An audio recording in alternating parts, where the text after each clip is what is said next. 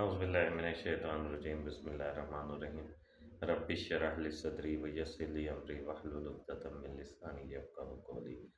معزز ویئرس، آج میں اللہ عز و جل کے ایک بہت ہی زیادہ جو اللہ تعالیٰ اپنے بندے سے شکوہ کرتے ہیں اس کے بارے میں آج میں بات کرنا چاہوں گا۔ اللہ قرآن پاک میں فرماتے ہیں کہ اے بندے، میں نے تیری خاطر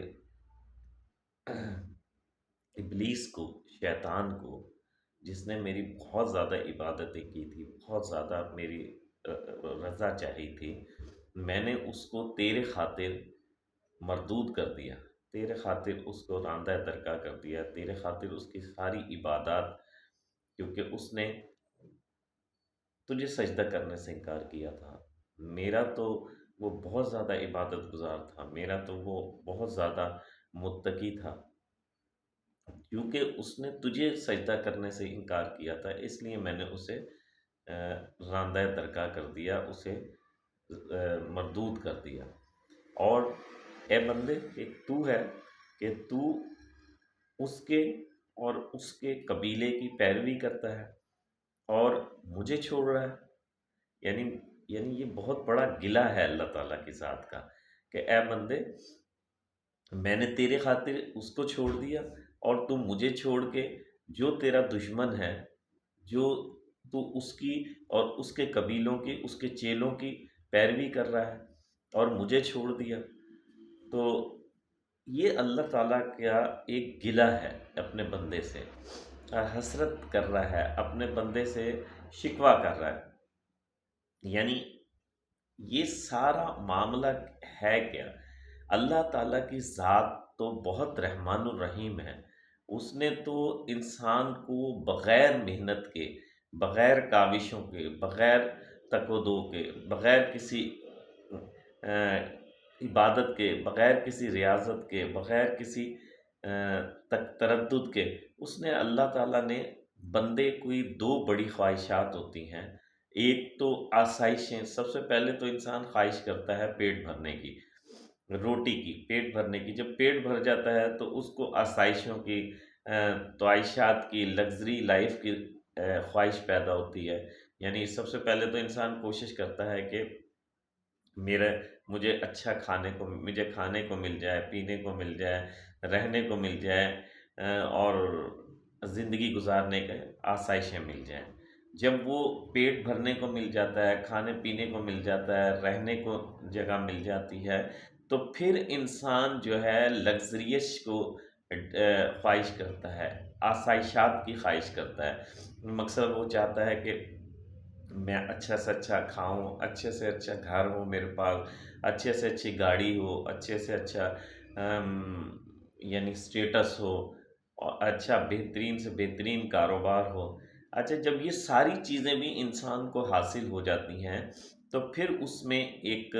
خواہش اجاگر ہوتی ہے، اور وہ خواہش ہوتی ہے حکومت کی، حاکمیت کی خواہش اجاگر ہوتی ہے کہ وہ چاہتا ہے کہ حکومت کرے، دوسروں پہ حکم چلائے انہیں۔ تو آپ غور کریں، اللہ تعالیٰ کا یہ گلہ کیسا زبردست ہے کہ اللہ تعالیٰ کیسا گلہ کرتے ہیں، اور ہم کبھی اس بارے میں سوچتے بھی نہیں۔ یہ ساری خواہشات انسان کے اندر ہوتی ہیں۔ اچھا، یہ ساری خواہشات انسان کے اندر ہوتی ہیں صرف اس مخلوق کی،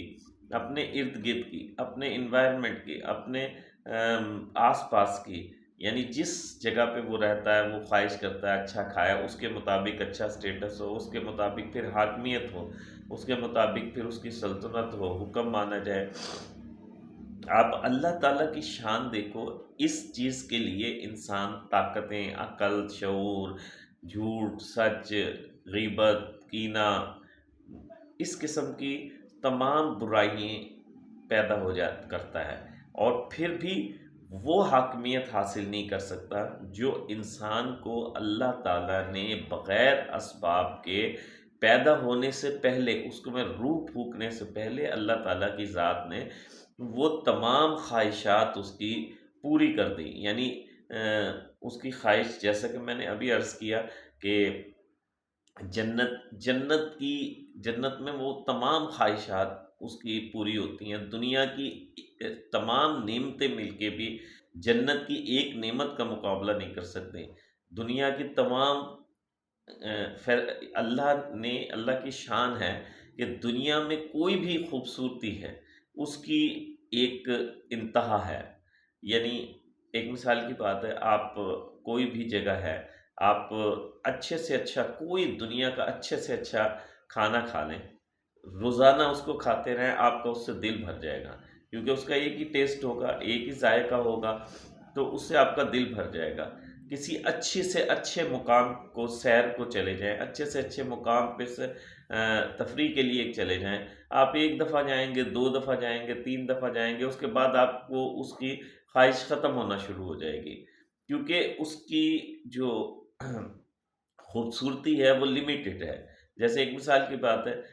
میں اسلام آباد میں رہتا ہوں، اسلام آباد میں جب شروع میں ہم آیا کرتے تھے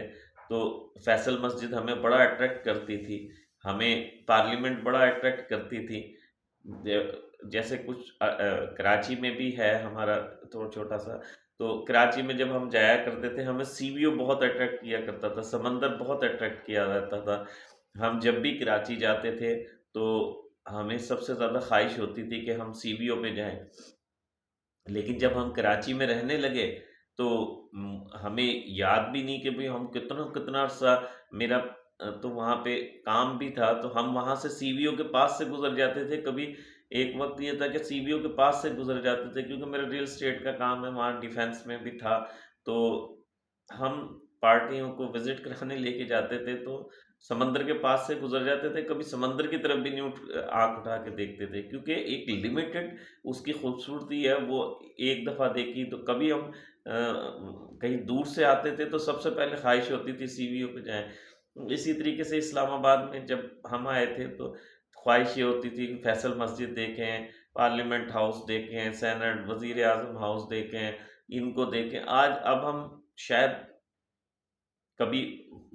پارلیمنٹ کے پاس سے گزر جاتے ہیں، فیصل مسجد کے پاس سے گزر جاتے ہیں، دامن کو کے پاس سے گزر جاتے ہیں، ہم کبھی اس کی طرف دیکھتے بھی نہیں، کیونکہ اس کی خوبصورتی دیکھ دیکھ کے ایک دفعہ، دو دفعہ، 10 دفعہ ختم ہو گئی۔ لیکن جنت کی جو نعمتیں ہیں ان کی خوبصورتی یہ ہے کہ ہر لمحہ ان کی خوبصورتی اللہ بڑھاتا چلا جائے گا، بڑھاتا چلا جائے گا۔ تو یعنی ایک وہاں کی جو ایک خوبصورتی ہے یہاں کی ساری دنیا کی خوبصورتیوں کا مقابلہ نہیں کر سکتی۔ وہاں کی ایک مثال کی بات ہے، وہاں پہ جو اللہ تعالی وہاں پہ 3 قسم کی جنت ہوگی۔ ایک جنت وہ ہوگی جہاں تمام آسائشیں حاصل ہوگی، لیکن آدمی کو خود اٹھا کے کھانی پڑے گی، یعنی وہاں شراب طہورہ ہوگی، خود اٹھا کے پینی پڑے گی، وہاں پہ پرندوں کے گوشت ہوں گے، خود اٹھا کے کھانے پڑیں گے، یا وہاں پہ کوئی بھی فیسلٹیز ہوں گی انسان کو خود کرنی پڑیں گی۔ ایک جنت ہے جس میں حور و غلماں، حوریں اور غلام لڑکے کھلائیں گے، اٹھا کے جو آپ کا دل چاہے گا وہ حاضر کر دیں گے، جو آپ کا دل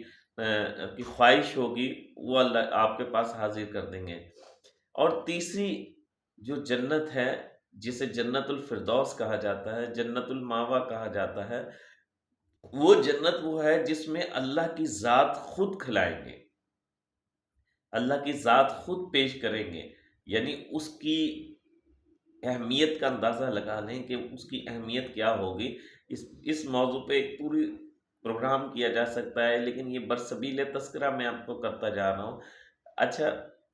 اللہ تعالیٰ نے وہ آسائشوں والی، نعمتوں والی